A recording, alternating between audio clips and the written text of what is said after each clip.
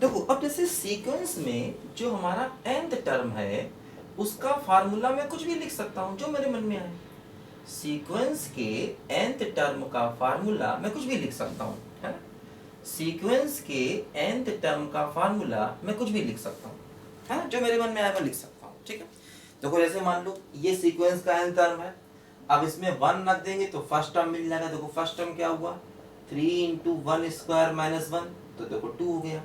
इसी में अगर हम 2 रख देंगे तो सेकेंड टर्म मिल जाएगा, 2² - 1, देखो 4 × 3 12 - 1, तो देखो 11 हो गया। कोई भी टर्म निकाल सकते हैं, है ना।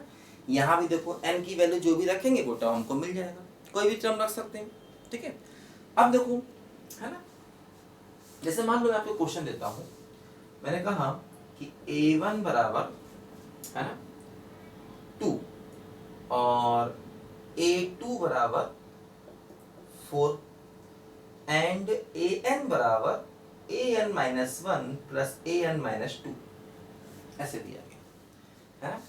और मैंने कहा कि फाइंड फर्स्ट 5 टर्म्स, पहले 5 टर्म निकालो। देखो इस प्रकार की सीक्वेंस को फाइबोनेसी सीक्वेंस कहा जाता है, जिसमें पहले 2 टर्म दिए जाते हैं और बाकी एक जनरल फार्मूला भी दिया जाता है ना।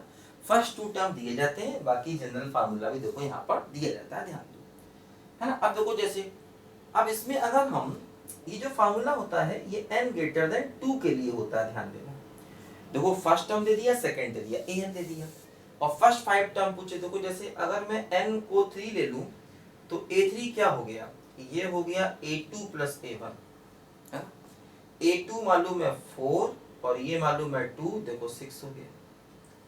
अगर हम n को 4 ले लें, देखो a4 क्या हो गया, a4 हो गया a3 + a2, है ना। इसी में देखो n को 4 रख दिया तो a3 + a2।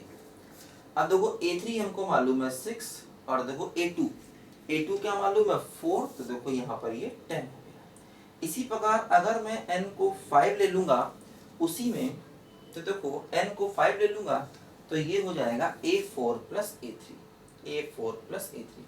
अब देखो a4 हो गया 10 और देखो a3 हो गया 6, देखो क्या हो गया 16। देखो यहाँ से हमको फर्स्ट सेकंड टर्म मालूम था, थर्ड फोर्थ फिफ्थ टर्म देखो यहाँ से हमको मालूम चल गया, है ना। फर्स्ट 5 टर्म्स देखो हमें यहाँ से मालूम चल गया सीक्वेंस के, है ना। इसको फाइबोनेची सीक्वेंस भी कहते हैं, है ना। देखो जैसे ये इसका नाम होता है, ठीक है। आप लोगों ने शायद इसे कंप्यूटर वगैरह में कभी पढ़ा हो, ठीक है। कंप्यूटर वगैरह में जब हम लोग प्रोग्रामिंग पढ़ते हैं तो सीक्वेंस को जनरेट भी करते हैं कई बार, है ना। तो ये देखो क्या होता है, ठीक है। इसमें क्या होता है, फर्स्ट सेकंड टर्म दिया जाता है, फिर एक जनरल फार्मूले से हम आगे के टर्म निकाल सकते हैं ना।